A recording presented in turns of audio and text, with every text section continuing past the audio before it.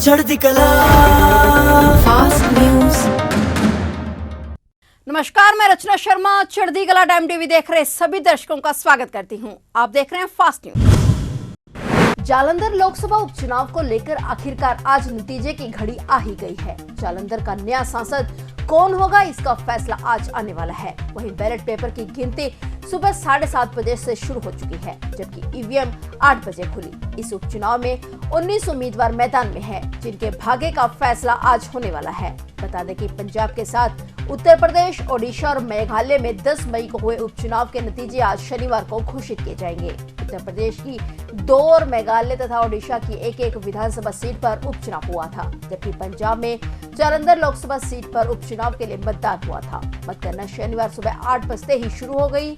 बता दें कि रुझान में आप उम्मीदवार सुशील रिंकू आगे चल रहे हैं। मुख्य मुकाबला सत्तारूढ़ आम आदमी पार्टी के सुशील कुमार रिंकू, कांग्रेस की करमजीत कौर चौधरी, भाजपा के इंदर इकबाल सिंह अटवाल और अकाली दल बसपा गठबंधन के डॉक्टर सुखविंदर सुखी के बीच है। इस चुनाव में चाहे कोई भी जीते, परंतु लोकसभा उपचुनाव नतीजे का पंजाब की राजनीति पर दूरगामी परिणाम पड़ना तय है। सबसे ज्यादा चिंता आम आदमी पार्टी के लिए बनी हुई है, क्योंकि पंजाब में पहली बार सरकार बनने के बाद संगरूर उपचुनाव में आपको हार का सामना करना पड़ा था और अब सांसद स्वर्गवासी संतोख सिंह चौधरी के निधन के बाद जालंधर में हो रहे उपचुनाव सरकार के लिए दूसरी अग्नि परीक्षा साबित होने जा रहे हैं।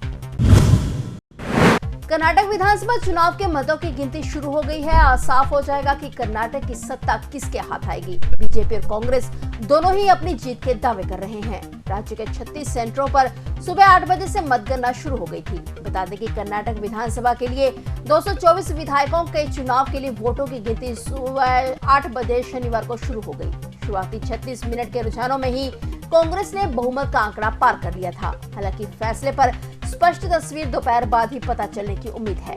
3 मुख्य दावेदारों बीजेपी, कांग्रेस और जेडीएस के लिए दावे ऊंचे हैं, जबकि भाजपा राज्य में 38 साल के मिथक को तोड़ने की कोशिश कर रही है, जहां 1985 में लोगों द्वारा मौजूदा पार्टी को सत्ता से बाहर कर दिया गया था। परिणाम आज भारत निर्वाचन आयोग द्वारा घोषित किए जाएंगे। उत्तर प्रदेश के 17 नगर निगम में 199 नगर पालिका और 544 नगर पंचायतों के चुनाव की मतगणना आज जारी है। शुरुआती रुझान सामने आ रहे हैं, जिनमें भारतीय जनता पार्टी वाराणसी, गोरखपुर और लखनऊ की सीट से आगे चल रही है। 17 नगर निगमों पर मेयर पद के नतीजे को लेकर सभी की निगाहें टिकी हुई हैं। यूपी नगर निकाय चुनाव के पहले चरण के दौरान 37 जिलों में 52%, तो वहीं दूसरे फेज में 38 जिलों में 53% वोट हुई थी। और पहले चरण का मतदान 4 मई को 10 नगर निगमों सहित 37 जिलों में नगर पालिका परिषद और नगर पंचायतों के विभिन्न पदों के लिए मतदान हो चुका है। वहीं दूसरे चरण का मतदान 11 मई को 38 जिलों में 7 नगर निगमों और 590 नगर निगम वार्ड, 95 नगर पालिका परिषद के अध्यक्ष, 2551 सभासद और नगर पंचायत अध्यक्षों के 268 पदों और 3495 सदस्यों के लिए 11 मई को मतदान हुआ था। बता दें कि इस बार कुल 17 नगर निगमों में से लखनऊ, कानपुर और गाजियाबाद को सामान्य वर्ग की महिला के लिए आरक्षित किया गया है।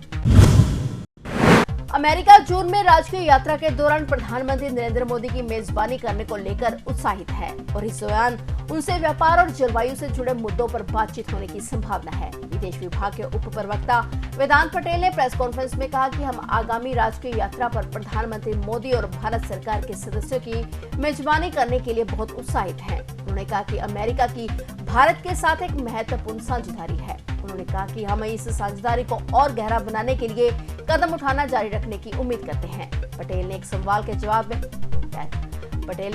जवाब में कहा कि यह आगामी राजकीय यात्रा जलवायु संकट, व्यापार के मुद्दों पर बातचीत करने, हमारे सुरक्षा सहयोग को और मजबूत बनाने और कई और क्षेत्रों पर बातचीत करने समेत कई साझा प्राथमिकताओं के बारे में चर्चा करने का अवसर होगा। श्री हरिमंदिर साहिब के पास बम ब्लास्ट के मुख्य आरोपी आजाद वीर सिंह को अमृतसर पुलिस ने गिरफ्तार कर लिया है, जो तहसील बाबा बकाला साहिब के गांव वडाला कला का निवासी है। गांव के सरपंच तेजिंदर सिंह ने बताया कि आजाद वीर सिंह के खिलाफ अदालती मामलों में पंचायत की ओर से कोई बचाव की कार्रवाई नहीं करने का निर्णय लिया गया है। उन्होंने बताया कि आजाद वीर से कोई मुलाकात नहीं की जाएगी और उसकी जमानत के लिए गांव का कोई भी प्रमुख नेता सामने नहीं आएगा। उधर धमाकों के आरोपियों के पास से 2 चिट्ठियां मिली हैं, जो आजाद वीर द्वारा लिखी गई थी। उनमें से एक चिट्ठी फाड़ दी गई थी। आजाद वीर सिंह को विदेश से एक हैंडलर फंडिंग कर रहा था। वह विदेशी हैंडलर के इशारे पर ही उक्त बम धमाकों को अंजाम दे रहा था। पुलिस को फाड़ी गई चिट्ठी मिल चुकी है। उसमें कहा गया कि मुख्य आतंकी आजाद वीर सिंह इन बम धमाकों से दहशत फैलाकर बाद में अलगाववादी अमृतपाल सिंह को छुड़ाने की मांग करने वाला था।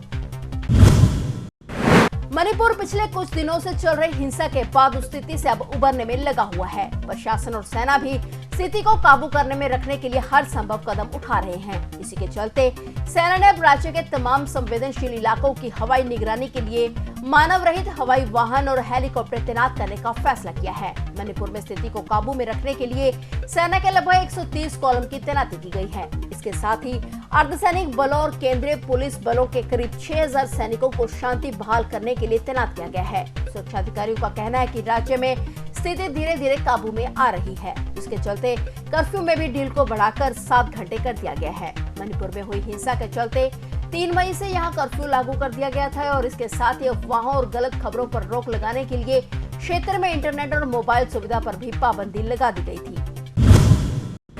तरनतारन जिले में करोड़ों रुपए की लागत से स्थित केंद्रीय जेल गोइंदवाल साहिब में से मोबाइल व नशीले पदार्थ बरामद होने का सिलसिला लगातार जारी है। जेल प्रशासन द्वारा दोबारा इस जेल से मोबाइल व अन्य सामान बरामद किया गया है। फिलहाल थाना गोइंदवाल साहिब की पुलिस ने केस दर्ज करते हुए मामले पर कार्रवाई करनी शुरू कर दी है। सुरक्षा स्टाफ ने विभिन्न बैगों की चेकिंग के दौरान जेल में से 14 mobile, 13 SIM, 4 adapter, 4 data cable और 8 हेडफोन बरामद किए हैं। इसकी सूचना थाना गोइंदवाल साहिब की पुलिस को दे दी गई है। पुलिस ने कुछ नामजद सहित अज्ञात व्यक्ति के खिलाफ केस दर्ज किया है। नामजद 5 आरोपी विभिन्न धाराओं व एनडीपीएस आर्म्स एक्ट को लेकर जेल में अपनी सजा काट रहे हैं।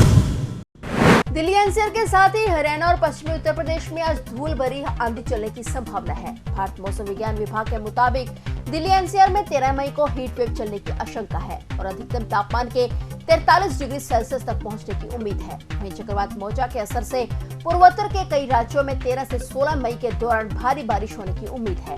आईएमडी ने देश के कई अलग अलग इलाकों में लू चलने की भी संभावना जताई है। पश्चिम राजस्थान, पश्चिम मध्य प्रदेश, विदर्भ और गुजरात राज्य के अलग अलग हिस्सों में आज लू चलने की संभावना है। आईएमडी के मुताबिक गुजरात राज्य और पश्चिम राजस्थान में 13 मई को लू चलने की संभावना है। गुजरात में लू को लेकर ऑरेंज अलर्ट जारी किया गया है। वहीं 13 और 14 मई के दौरान पश्चिम मध्य प्रदेश और विदर्भ में लू चल सकती है। 15 और 16 मई को बिहार, ओडिशा और गंगीय पश्चिम बंगाल और तटीय आंध्र प्रदेश में यनम में 14 से 16 मई के दौरान लू चलने की संभावना जताई गई है। वहीं पंजाब में भी गर्मी का सितम जारी हो गया है।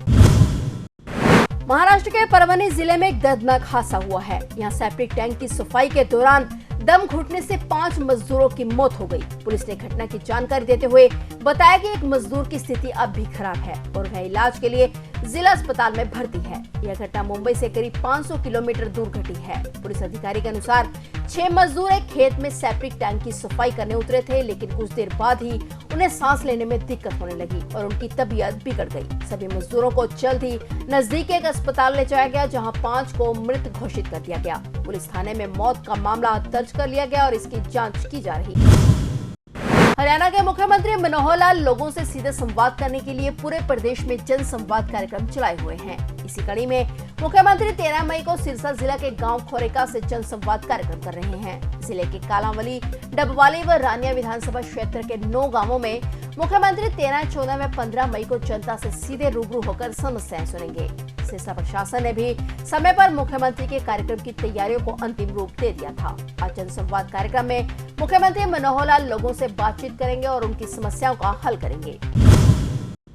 पाकिस्तान के पूर्व प्रधानमंत्री इमरान खान ने कई मामलों में जमानत मिलने के बाद राहत की सांस ली है। इस्लामाबाद उच्च न्यायालय की 3 अलग अलग पीठ ने तहरीक इंसाफ पार्टी के 70 वर्षीय प्रमुख को राहत दी है। बता दें कि जमानत मिलने के बाद भी खान परिसर के भीतर ही रहे, क्योंकि अदालत परिसर से उनकी निकासी को लेकर उनकी और उनकी कानूनी टीम के अधिकारियों के साथ बातचीत चल रही थी। इसके बाद इमरान खान आखिरकार इस्लामाबाद उच्च न्यायालय से निकल गए। गौरतलब है कि पिछले साल। फिलहाल फास्ट न्यूज में इतना ही और नए समाचारों के साथ फिर से हाजिर होंगे। तब तक के लिए देखते रहिए चढ़ती कला टाइम टीवी और अब मुझे दीजिए इजाजत। धन्यवाद। चढ़ती कला फास्ट न्यूज।